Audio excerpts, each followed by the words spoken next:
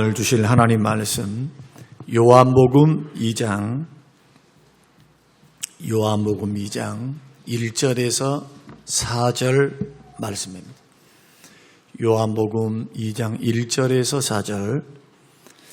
사흘째 되던 날 갈릴리 가나에 혼례가 있어 예수의 어머니도 거기 계시고 예수와 그 제자들도 혼례의 청함을 받았더니 포도주가 떨어진지라. 예수의 어머니가 예수에게 이르되 저들에게 포도주가 없다 하니 예수께서 이르시되 여자여 나와 무슨 상관이 있나이까? 내 때가 아직 이르지 아니하였나이다. 아멘. 내 때가 아직 이르지 아니하였나이다. 우리 앞뒤 자고 계신 분들에게 인사하시겠습니다. 평안하셨습니까? 반갑습니다. 예, 은혜 받고 가십시오. 예.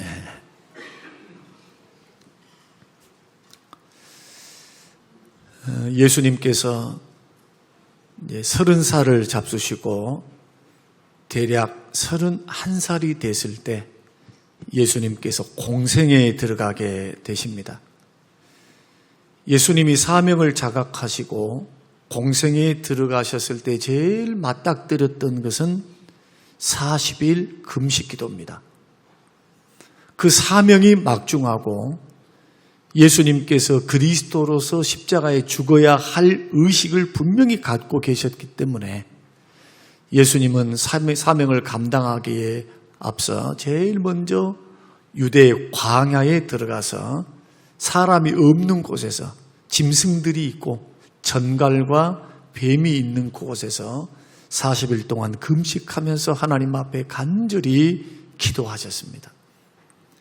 이러한 사실을 미루어 볼 때 예수 믿는 믿음의 사람들이 사명을 감당하고 또 죄 많은 세상에서 마귀를 이기고 자신을 이기고 승리하기 위해서 무엇보다 필요한 것, 사명을 감당하고 믿음으로 살아내기 위해서 필요한 것이 기도임을 알게 되고요.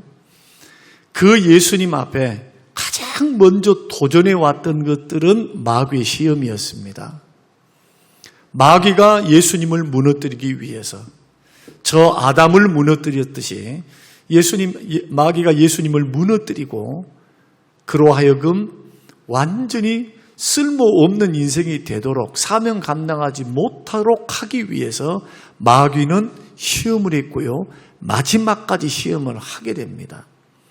또 이로 미뤄볼 때 우리의 가장 큰 적은 우리 자신이지만 그러나 처음에서부터 예수 믿는 그 순간부터 마지막 죽음에 이르기까지 할 수만 있으면 우리들로 하여금 믿음에서 떠나서 멸망의 길로 유혹하고 도전하는 자, 우는 사자와 같이 두루 다니면서 우리를 무너뜨리려고 하는 대상은 원수 마귀다.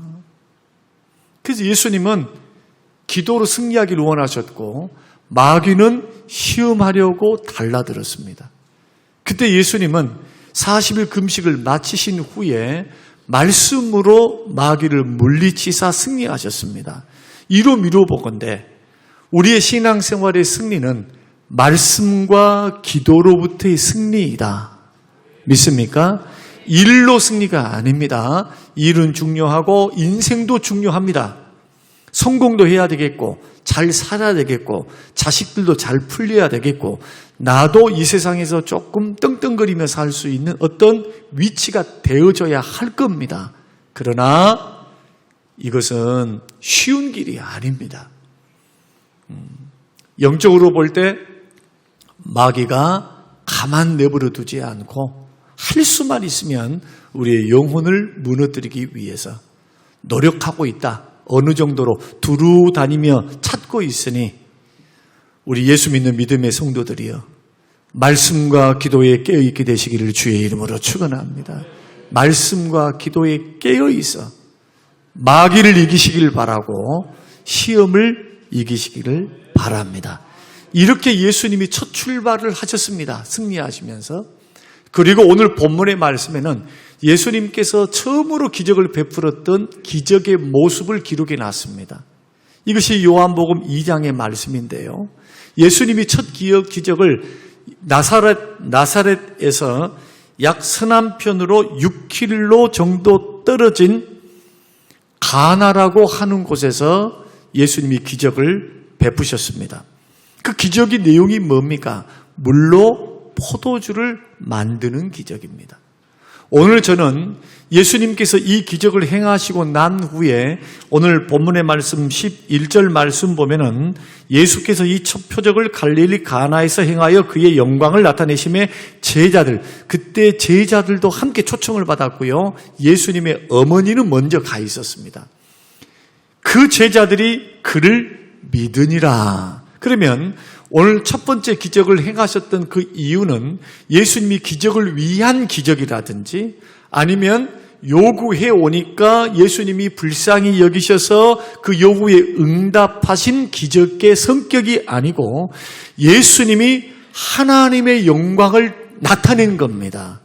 예수님이 메시아의 영광을 나타내신 그러한 표적이 바로 물로 포도주를 만드는 기적이었습니다. 그 기적의 현장에 제자들은 보고 있었고 그것을 알고 있었고 느끼고 있었고 체험하고 있었습니다. 그런데 오늘 우리가 주목해 보고자 하는 것은 뭐냐? 예수님이 기적을 베푸시는 방법입니다. 예수님이 기적을 베푸시는 방법과 예수님께서 기적을 위한 기적, 그래서 요구하니까 예수님은 우리의 요구에 그대로 응답만 하시는 분일까? 우리가 필요하니까, 우리가 없으니까, 우리가 예수님께 구하면 예수님은 그냥 무턱대고 생각 없이 그래 기도했으니까 오냐 내 새끼 하면서 주시는 분일까? 아니면 예수님은 생각이라는 것을 하시는 분이실까? 오늘 본문에 보면요, 예수님은 생각하시고요, 예수님은 때를 기다려서 때에 맞추어서 일하시는 메시아임을 우리는 분명히 오늘 보게 됩니다. 그래서 4절 말씀 보면은 예수께서 이르시되 여자여 나와 무슨 상관이 있나이까? 내 때가 아직 이르지 아니하였나이다. 여기서 중요한 것은요, 때가 아직 이르지 않은 것, 주님이 일하실 때가 아닌 모든 상황, 그래서 그 때를 이루는 과정 속에서 급하게 굴거나 아니면 때를 놓쳐버리는 모든 것들은 주님과 상관없는 기회요 시간이라는 사실을 우리는 깨달을 수가 있습니다. 주님의 때가 아닌데 내가 먼저 앞서서 주님보다 앞서는 것도 주님과 상관이 없는 일이고, 주님의 때는 주어졌는데 때를 놓쳐버리고 기회가 지나간 후에 후회해봤자 그것은 하나님의 때와는 상관이 없어요. 주님과 상관이 없어요. 그래서 오늘은 하나님의 때, 주님이 일하시는 때, 그 때를 분별하고 그 때를 준비하라 라고 하는 핵심 키워드가 되겠습니다. 주님은 때에 맞춰서 일을 이루시는 분이십니다. 그것을 요한복음에는 두 군데에서 설명을 해주고 있는데, 요한복음 7장 6절 말씀을 보면은 예수님의 동생들이, 친동생들이 예수님이 행하는 모습들을 보고 기적을 행하고 예수님께서 하시는 말씀을 보고 또 예수님이 메시아 되심에 대해서 증거를 하고 제자들이 따라다니니까 이 예수님의 친동생들은 믿음이 없었습니다. 물로 포도주를 만드는 기적을 분명히 어머니로부터 전해 들었겠죠. 그럼에도 불구하고 예수님을 믿지를 못합니다. 그래서 이렇게 제안을 합니다. 형님, 선지자들마다, 유명한 사람들마다 스스로 숨어서 일하는 사람 보셨소? 전라도 말로 하면 그 말입니다. 형님 참 어리석습니다. 지금 보면은 형님이 정말 메시아가 맞고 형님이 정말로 유명한 사람이라면 드러내십시오. 초막절이 가까웠으니까 예루살렘에 올라가서 사람들과 제자들에게 나타나십시오. 드러내십시오. 이것이 더 인간적으로 볼 때 옳은 방법 아니겠습니까? 라고 친동생들이 예수님을 가르쳐 줍니다. 훈수를 들어요. 그때 주님이 말씀하시는 말씀이 7장 6절입니다. 자, 7장 6절 같이 한번 읽어보겠습니다. 자, 시작. 예수께서 이르시되 내 때는 아직 이르지 아니하였거니와. 무슨 뜻입니까? 일할 때가 있고 나타날 때가 있고 감추어질 때가 있고 드러나지 않을 때가 있다는 거예요. 예수님이 일하시는 방법, 아무리 구원의 주님, 그분이 육신을 입고 이 땅에 오신 메시아였어도 주님은 하나님의 때에 일하는 것을 선호하셨습니다. 왜냐하면 아무리 급하다 할지라도, 아무리 느리게 보인다 할지라도 하나님께서 일하실 때가 가장 빠른 때이고 가장 복된 때임을 주님이 아시기 때문입니다. 그 때를 정하신 분은 누굽니까? 하나님이십니다. 요한복음 8장 20절에도요, 똑같은 다른 기록이 이제 기록이 되어 있습니다. 8장의 내용은 어떤 내용이냐 하면요, 현장에서 간음하다가 잡힌 여인의 이야기입니다. 그 여인이 현장에서 간음하다가 잡혔어요. 잡혀서 성전 앞으로 개처럼 끌려왔습니다. 그런데 간음했던 남자는 데려오지 않고 여자만 끌고 왔어요. 그리고 예수님에게 묻습니다. 이 여인을 어떻게 하면 좋을까요? 돌로 쳐라. 율법대로 하면 돌로 치기를 바랬습니다. 정말 저가 선지자라면 말씀대로 하지 않겠는가? 율법대로 하지 않겠는가? 잔뜩 기대하면서 의문의 눈초리. 정말 메시아가 맞는가? 말씀대로 하고 있는가? 이렇게 사람들이 의문을 품고 있을 그때 예수님 뭘 하십니까? 예수님이 땅바닥에다가 글을 2번 써요. 글을. 그리고 마지막에 하시는 말씀이 너희 가운데에 죄 없는 자가 돌로 들어쳐라 라고 말을 하니 사람들이 다 도망가 버려요. 그래서 2번 글을 썼는데 첫 번째는 무슨 글을 썼을까? 2번째는 예수님이 땅바닥에 무슨 글을 썼을까? 추측을 합니다. 성경학자들이. 그런데 한 성경학자의 이야기를 제가 여러분들에게 말씀을 드린다면 첫 번째는 간음하지 말라 썼을 것이다. 십계명에 있는 말씀 쓰지 않았겠습니까? 그러니까 처음 쳐다봤던 사람들은 다 마음으로 얼쏘하고 있었습니다. 그런데 예수님은요, 2번째 굽혀서 땅에 글을 쓰셨을 때 김장로 간음은 안 했지만 거짓말했지.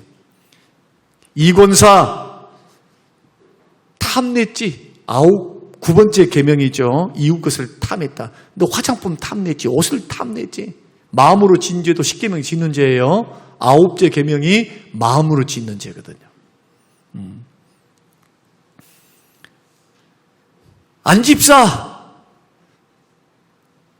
주의를 어겼지. 그러니까 이 글을 예수님이 글을 딱 읽어보니까 어떻습니까? 거기서 걸리지 않은 사람이 한 사람이 없는 거예요. 그래서 슬그머니 돌을 놓고 슬그머니 뒷공무니를 놨습니다. 그때 예수님이 하신 말씀이 너를 정죄하는 여인이여 너를 정죄하는 사람이 어디 있느냐?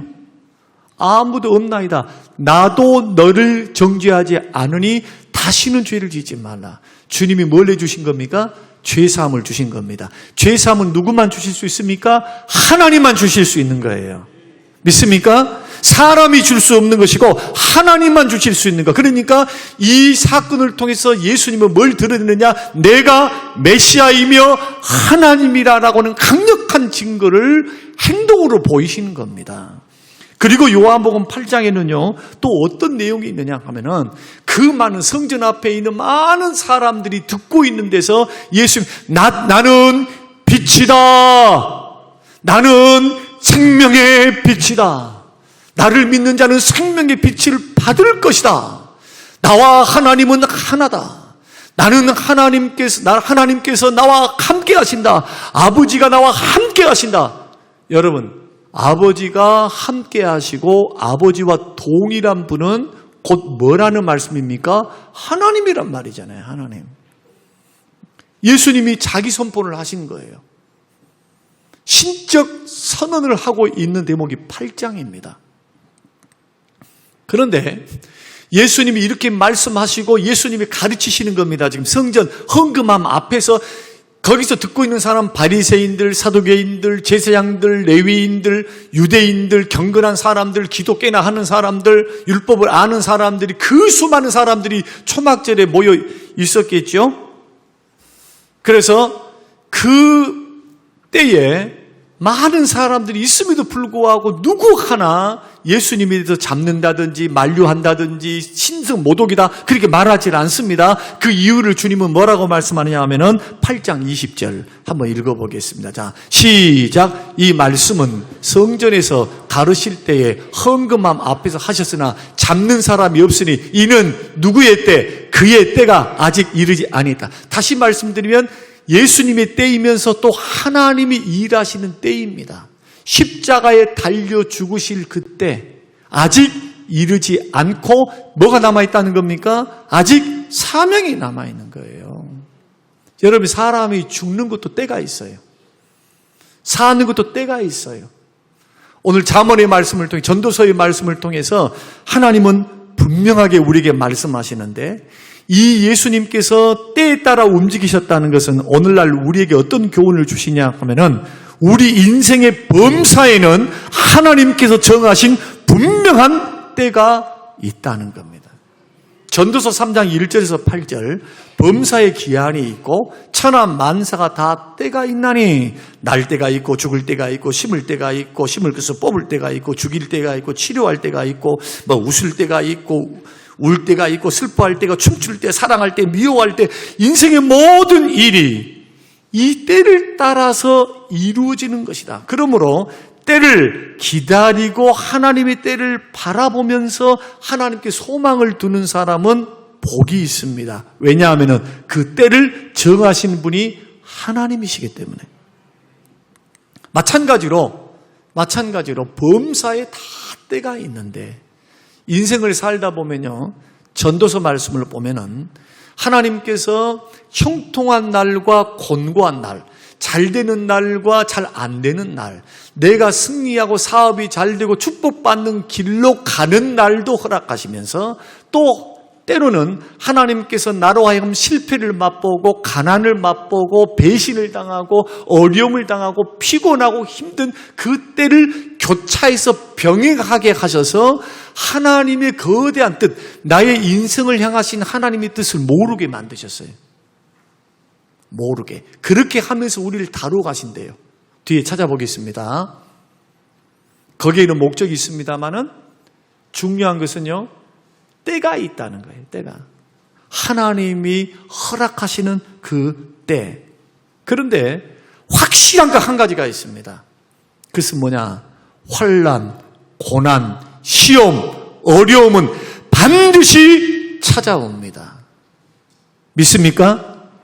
여러분, 형통한 사람만 없습니다. 교회를 다니면서 나는 예수 믿으면 행복하고요, 예수 믿으면 형통하고요, 예수 믿으면 복받고요. 여러분, 절대로 그 거짓말 믿지 마세요. 예수 믿으면 형통해요, 예수 믿으면 복받아요. 기복주의가 다 교회를 버려놨어요. 성도들의 신앙을. 기복주의는요, 자기 기도에 응답이 없고 예수를 믿는데 복을 못 받고 예수를 믿는데 병이 들면 예수를 떠납니다. 왜냐? 믿어봤자 소용이 없는 거예요. 나는 애를 써서 11조도 드리고 뭣도 드리고 이것도 드렸는데 하나님은 나에게 복을 안 주시거든. 그럼 둘 중에 하나예요. 하나님이 안 계시든지 하나님이 나를 미워하시든지. 그 기복주의 신앙 가지고는 절대로 승리 못합니다. 성경은 복은 이야기하지만은 주님 복만 이야기하지 않습니다. 하나님께서, 예수님께서 우리를 구원하시면 우리와 함께 구원을 받아서 복만 받고 천국 들어가라고만 주신 것이 아니라 그리스도와 함께 고난받기 위하여 우리를 구원하셨습니다. 고난받아라고. 좀 얘들아, 자녀들아, 백성들아, 나와 함께 고난당하자. 예수 믿는다는 것 때문에, 믿음으로 산다는 것 때문에, 믿음 지킨다는 것 때문에 말이에요. 손해도 좀 보고 어려움도 좀 당하고 그저 예수 믿어서 그냥 복만 달라고 그냥 어린아이 땡깡 부리듯이 그런 신앙생활 하지 말고 주님과 함께 고난받아라고. 그래서 주님은 우리에게 복되게 인도해 주실 때도 있지만은 시험과 환난을 경험하게 하시고 허락하셔서 우리의 믿음을 단단하게 하고 우리의 죄를 그치게 만들고 연단 받으면 죄를 그치게 돼요. 연단 받으면 장사 없습니다. 장사. 주님의 연단 속에 들어가면 장사가 없다니까. 장사. 그래서 히브리서에서는 하나님의 징계를 받는 자마다 죄를 그쳤느니라. 죄를 그치게 돼요. 이것도 하나님이 정하신 때에 있습니다. 때. 하나님이 허락하신 때가 있어요. 그래서 환난과 고난과 실패와 어려움이 딱 찾아오면 하지 말아야 될 거 두 가지가 있어요. 첫째, 원망하지 마라. 불평하지 마라. 그냥 이유 없이 왔다. 아니면 그냥 재수 없어서 왔어. 이런 식으로 헛된 생각하지 말라 이거예요. 원망하지 마라. 두 번째는 받아들여라. 어떻게 받아들여요? 하나님의 때가 된 겁니다. 하나님께서 적당한 때에 뭘 주시는 겁니까? 연단도 주시고 고난도 허락하시고 시험도 허락하사 뭐하게 하시려고? 유익하게 하시려고. 합력하여 선을 이루시려고.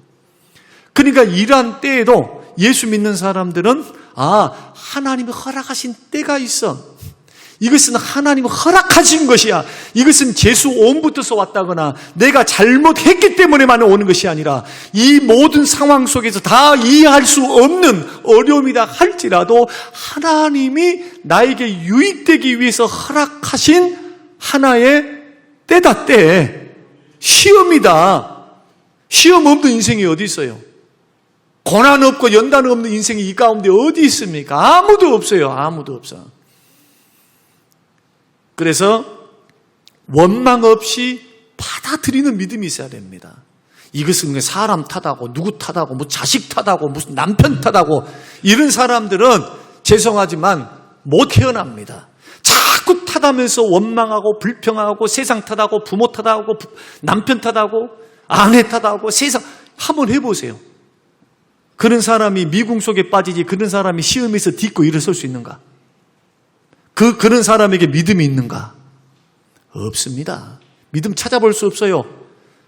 하나님이 보이질 않고요. 온통 마귀가 심어놓는 인간적인 슬픔, 우울한 생각, 인간적인 생각, 마음에 쓴뿌리와 상처가 자라나서 사단의 역사는 통로가 될 수밖에 없다. 오히려 감사한 마음으로 받아들여야 합니다. 올 것이 온 거예요. 그래서 오늘 핵심은 뭐냐? 하나님은 때에 일하기 때문에 모든 범사에는 인생에는 때가 있기 때문에 때를 분별하고 때를 준비하라는 겁니다. 그래서 모든 행복이 몸에 행복한 인생만 있는 게 아니에요. 제가 어제 좀 잠이 안 와서 유튜브를 보다가 김하중 장로님, 오륜교회 장로님이시죠. 김대중 대통령 시절에 미국, 대중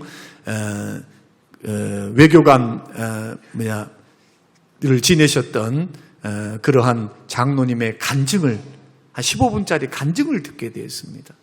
그 장로님은 은퇴하시고 난 은퇴하기 전에도 그랬지만은 성령님의 감동 주심과 응답 주심에 따라서만 살았대요. 성령님이 말씀하시 응답 주시면 행동한다. 그런데 장차관들, 정치인들, 대통령을 모셔보고 장치인들 그 수많은 정계 인사들을 만나본 결과 그분이 내린 결론 가운데 하나는 뭐냐? 겉으로는 화려하고 정치 권력이 있고 돈도 있고 학식도 있고 교수입니다. 정치가입니다. 검사입니다. 대통령입니다. 이렇게 해도요. 겉만 번지를 하지. 속에서 염려, 근심, 걱정. 그래서 판검사부터 시작 정치인들이 점쟁이들을 제일 많이 찾아간대. 어떻게 될까요? 두렵고 염려, 불안, 걱정이 너무 많아. 인생이 너무너무 예수 없는 인생, 성령의 역사가 없는 인생, 성령께서 붙드시는 인생, 주님이 주관하시고 그 심령을 붙드시는 인생이 아닌 다른 인생들은 염려, 근심, 불안 때문에 속으로는 타들어가고 있고 병 들어가고 있는 모습을 보면서 주님 말씀 그대로임을 깨닫게 된 계기가 되었다고 말씀을 하면서 간증을 이렇게 해놓은 것을 들은 적이 있습니다.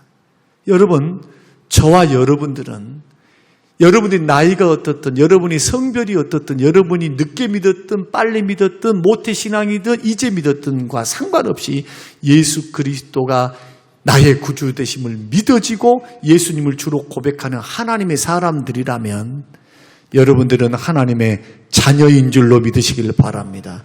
여러분들은 하나님의 자녀입니다. 자녀이기 때문에 하나님께서 책임지십니다. 주님이 책임지십니다. 책임지십니다. 어떻게 책임지시는가?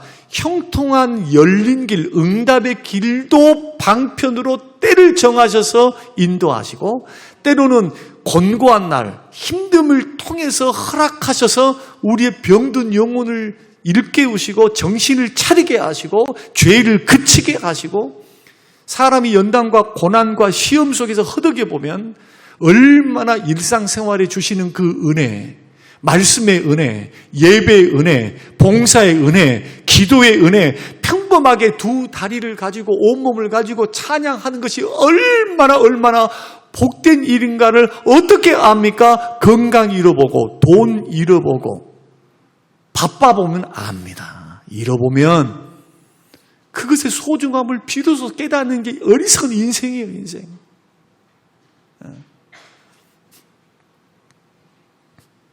때와 시기는 하나님이 정하셨습니다.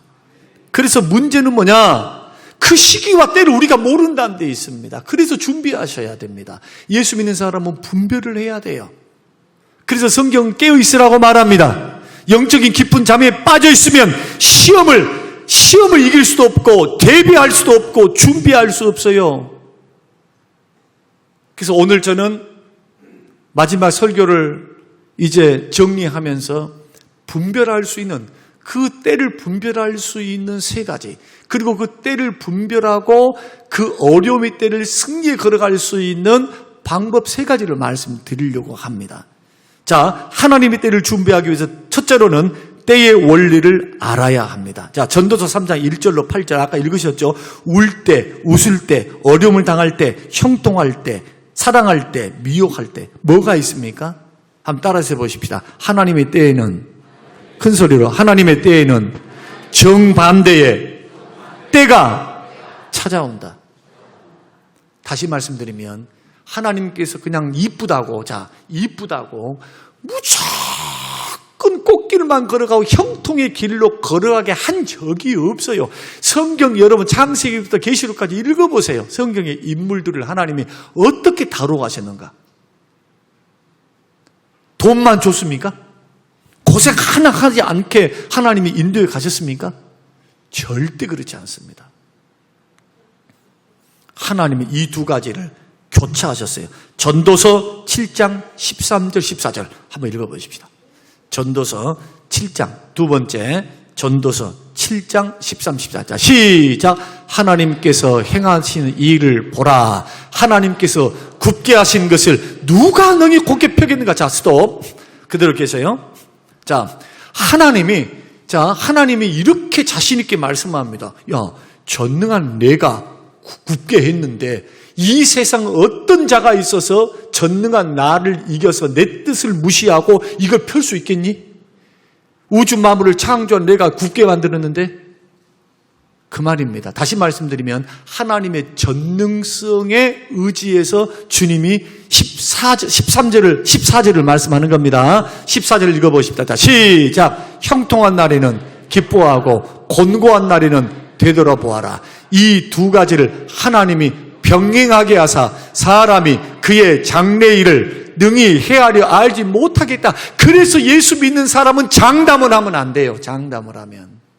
지금 조금 더 잘 나간다 해가지고 거기서 막 교만하면 안 돼. 교만하면.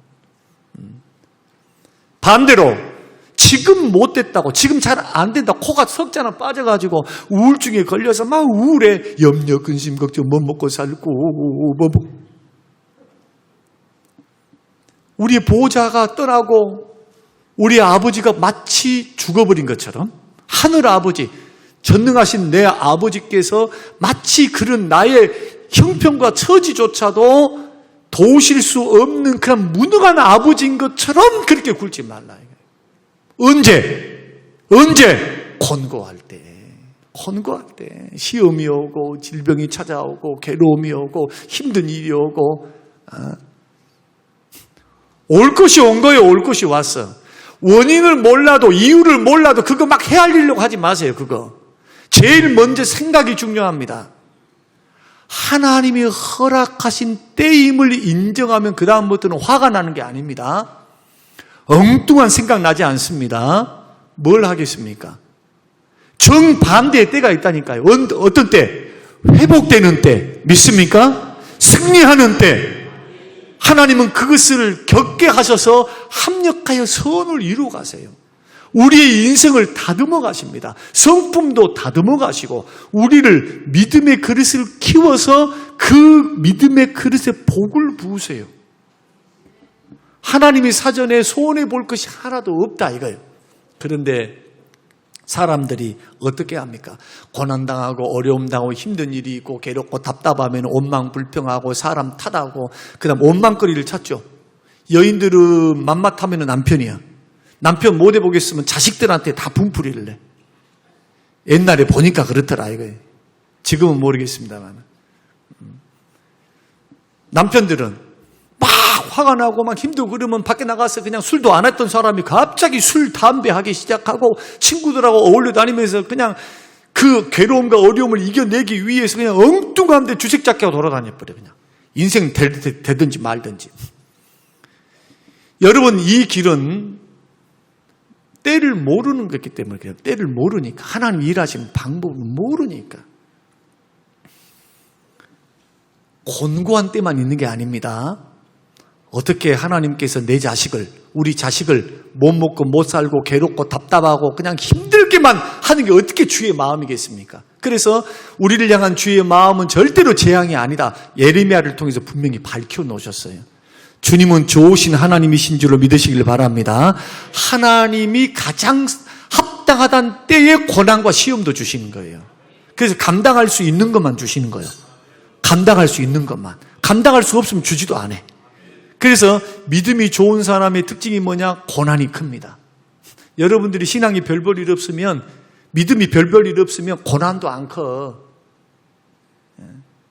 이런 역설적인 진리를 알아야죠. 고난이 크면 믿음이 큰 것뿐만 아니라 그것을 미리 준비하고 올바로 준비하고 하나님을 바라보고 또 좋은 때를 이루시고 합력하니 선을 이루실 주님을 바라고 믿음으로 이겨내면 고난이 큰 것만큼 축복이 큽니다. 믿음이 커져 있거든. 믿음이. 믿습니까? 이것이 역설적인 은혜 아닙니까? 역설적인 은혜. 그러나 이것의 해석을 잘못한 사람들이 있어요. 어떻게? 팔자 타령합니다. 아이고 내 팔자요, 내 팔자요. 에? 우리 엄마 아빠를 잘못 만났다는 말을 안 해. 그러나 불효자식들은 그런 생각한다니까요. 우리 아버지 잘못 만나가지고, 우리 어머니 잘못 만나가지고, 저 남편 잘못 만나서, 부모 잘못 만나서, 세상 탓하고 부모 탓하고 하면서 원망불평이 그냥 입에서 다. 이런 사람의 특징이 뭐냐? 부정적이에요. 부정적.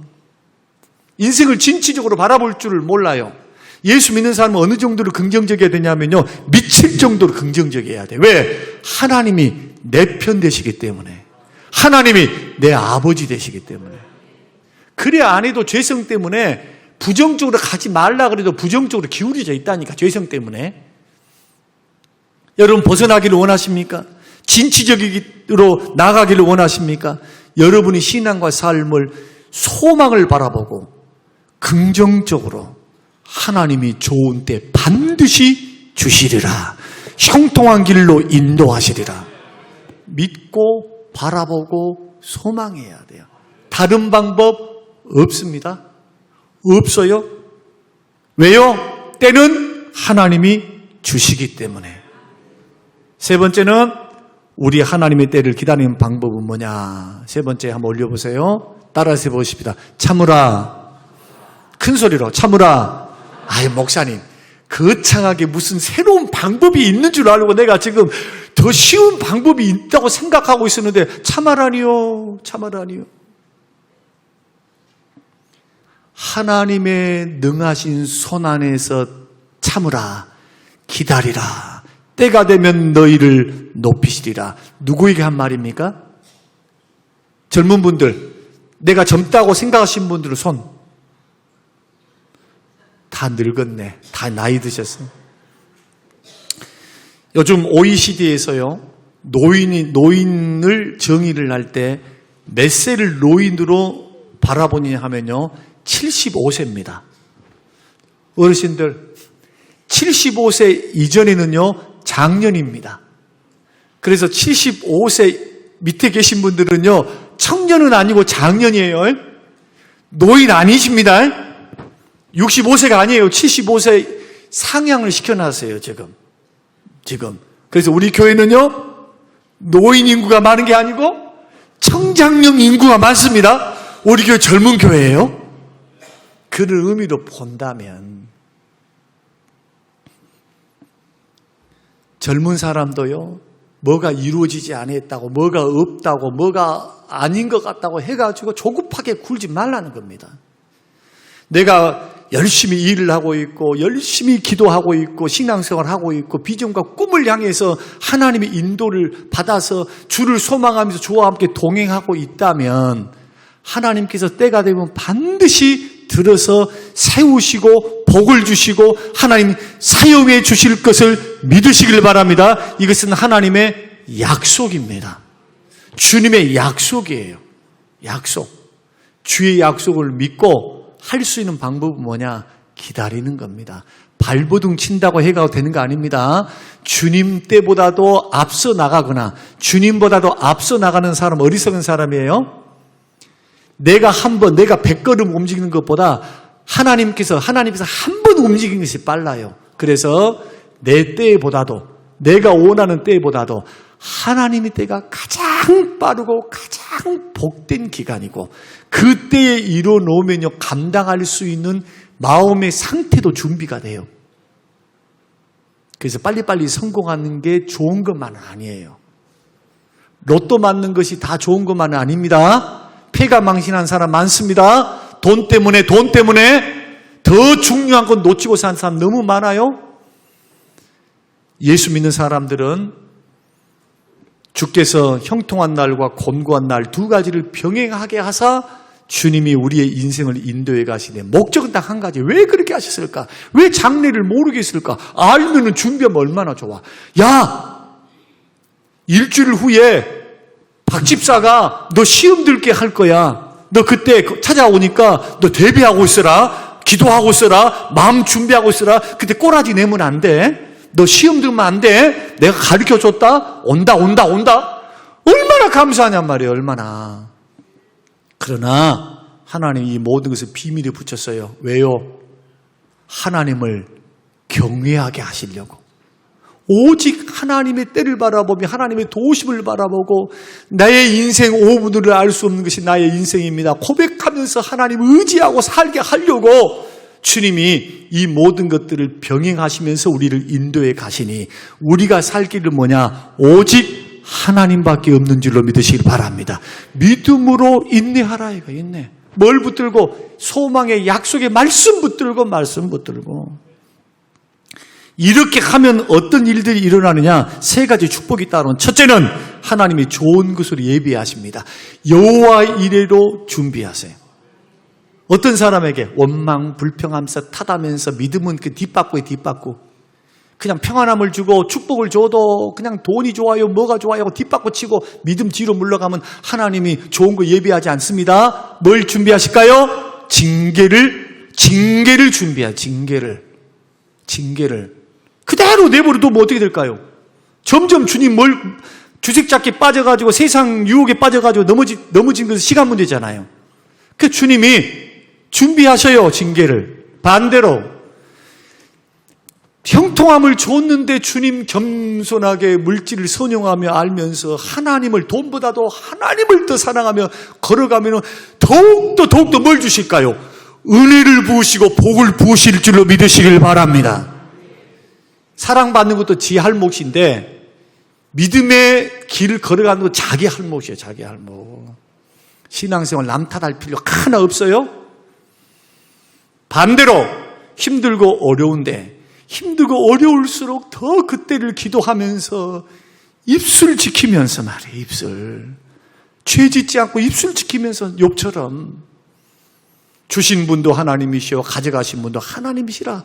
오직 영광은 주님 받으셔야지. 내 것이 어디 있습니까? 내가 빈 몸뚱아리로 내가 이 땅에 태어났는데. 하나님 영광 받으소서. 가져가시면서 영광 받으시고요, 거둬가시면서도 영광 받으십시오. 주님이 다 주신 것이니까.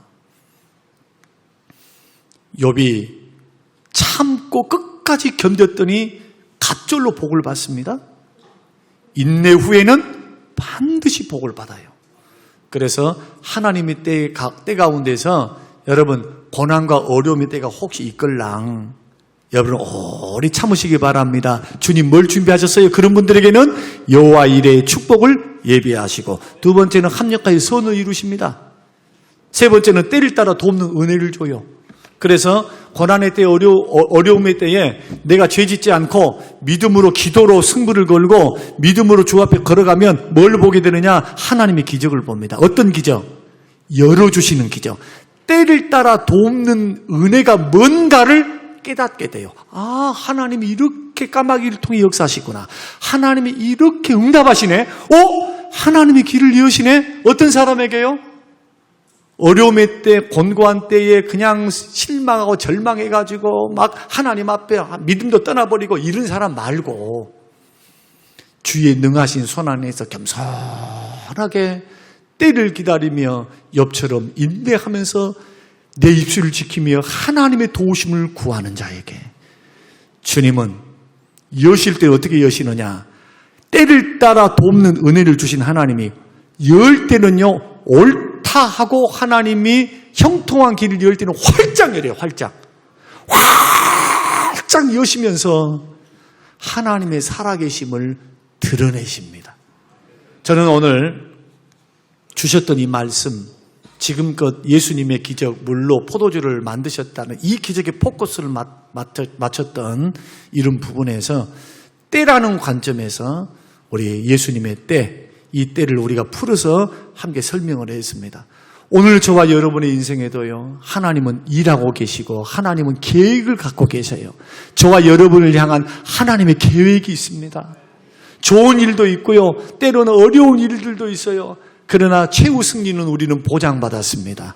여러분 죄 짓는 길로 걸어가지 마시고 주의 능하신 때를 분별할 수 있고 때를 준비해서 믿음의 연단과 믿음의 테스트를 통과하시고 죄를 이기시고 하나님이 주시는 놀라운 은혜, 놀라운 복, 합력할 선을 이루시는 기적의 하나님을 체험하시고 만나시는 우리 모든 성도님들이 되시기를 주님의 이름으로 축복합니다.